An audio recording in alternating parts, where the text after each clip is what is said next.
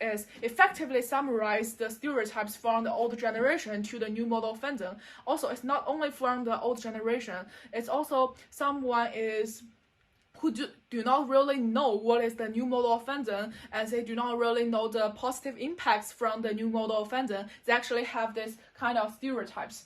So let's talk about the first one. Young girls are doing something crazy. So the first word in the sentence is young girls. So most of people will think that who actually get involved in this new mode of fandom, they actually are very young. Their age is very small, like 19, 18, some teenagers. However, it's not really true. I actually met a lot of friends online, and they are actually get involved in the new mode of fandom. They are actually the age as my mom. And the second part is you cannot earn anything from what you are doing now. And a lot of people think that people are spending a lot of money on this new mode of fandom, and they cannot earn anything. Like your idols will not know you forever. However, it's not really true, because what I would like to talk about later in my rest of my presentation, I would like to talk about the positive impacts.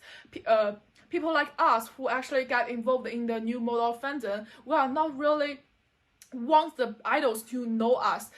We actually want to pay the equal things for their performance, actually give us enjoyment, and we actually want to use our money or our work to make the relationship between idols and fans to be equal.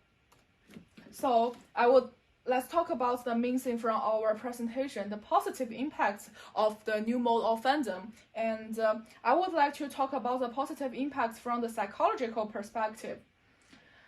Before officially talk about the psychological perspective of the positive impacts from the new mode of fandom, I would like to talk about this part. And this image is actually a certificate of a fan-based fan club, and they actually send money and donate money to an organization in Wuhan. As we know, Wuhan is actually have a lot of trouble of coronavirus in the early February and March, and this fan-based organization actually donates a lot of money to Wuhan. As we know, coronavirus actually let us lost a lot of things, and a lot of fan-based organizations, and as I mentioned before, the social media works a lot for the new mode of fandom, and a lot of fan clubs actually open social media accounts on some social medias. In China, there is a social media app called Weibo, and a lot of fan-based clubs actually made a lot of fan-based social media accounts in this social media app, and they actually donate a lot of money when they know that a lot of organizations and hospitals in Wuhan actually lost a lot of money and they need help from us. So this is the certificates of Jackson Wang's fan-based organization. They donate a lot of money to Wuhan's organization for helping the hospitals to get face masks or some medical tours, something like that. And besides this, so let's talk about the psychological perspective, positive impacts.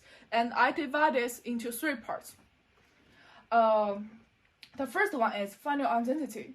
And the second part is work as groups instead of individual work. And the third part is the beginning for you to find friends. Okay. So let's talk about the first one, find your identity. The reason for me to talk about the positive impacts from the psychological perspective is because the magazine article that I actually have read, and this magazine article is psychologists say that belonging to a fandom is amazing for your mental health. And this was an article actually published on Teen Vogue in July 2017, and in this article, it actually demonstrates a lot of positive impacts from psychological perspective, and a lot of professors from very academic and professional psychology perspective from Columbia University and other very professional universities to give examples to say that the fandom actually brought out a lot of positive impacts for some people who actually have psychology